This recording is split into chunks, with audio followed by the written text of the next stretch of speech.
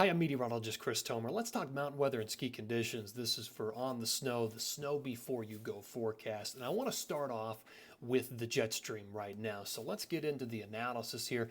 There are two things I want to focus on in this forecast. Obviously, the nor'easter, will touch on that for the northeast and what impacts that will occur with that. And also, I want to talk about the active pattern for the west because there's going to be some really good powder out of this. So we've got the jet right here. This is critical. There's your main low.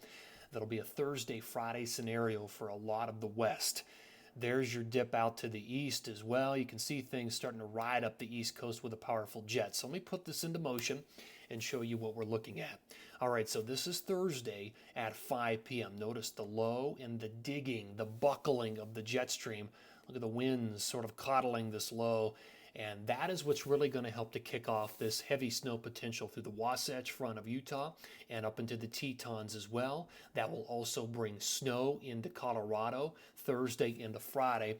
And notice you've got the big supportive jet stream out here across the East Coast. Let's go ahead in time. All right, let's go into the weekend.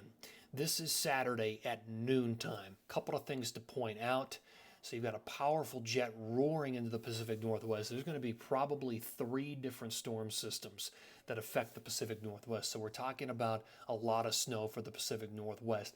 Now notice on the front end of the nose of this jet, it does dip across parts of Wyoming, Utah, and Colorado after the big initial surge of snow Thursday, Friday.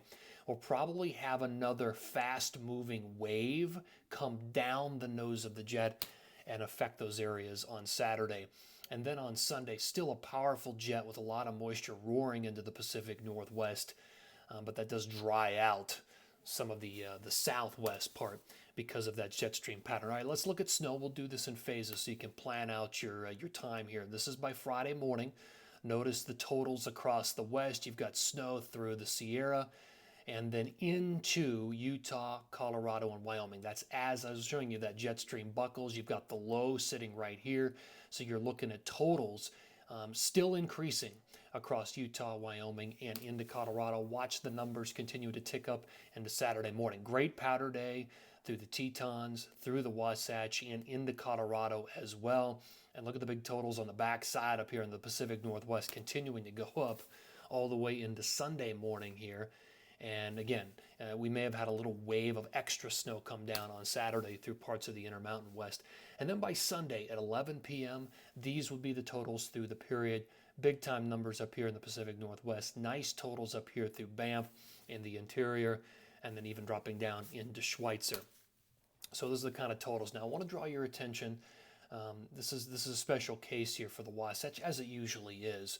But the totals I showed you may be on the conservative side. It's possible, and this is the snow plume for ALTA, that when we see that big surge of snow come in Thursday into Friday, that the totals exceed or overrun some of those conservative numbers, and we could end up with 15 to 20 inches up there in Little Cottonwood Canyon, even over to Brighton and Big Cottonwood and Solitude as well. Those numbers could be impressive, and again, there may be an extra little wave that comes down the pipeline on Saturday afternoon. Now, looking at Jackson Hole, we're kind of faced with a very similar situation here. Here's the snow plume for Jackson Hole.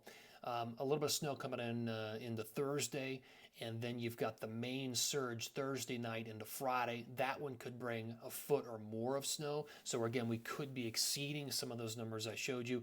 And then there's that extra little wave that comes down the jet stream on Saturday afternoon with another nice little shot of powder.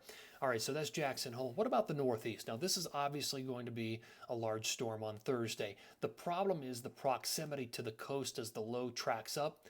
It's probably going to take a lot of the snow with it and miss the big areas. I'd say north of Mount Snow, up into parts of Maine and northern Vermont, New Hampshire, really miss out on the big snow. So you kind of have to watch Mount Snow, Catamount, Wachusett, and areas further to the south for the biggest totals Thursday and into Friday if you're going to be skiing that powder. All right, thank you for tuning in here to this On the Snow report. I do appreciate it as always.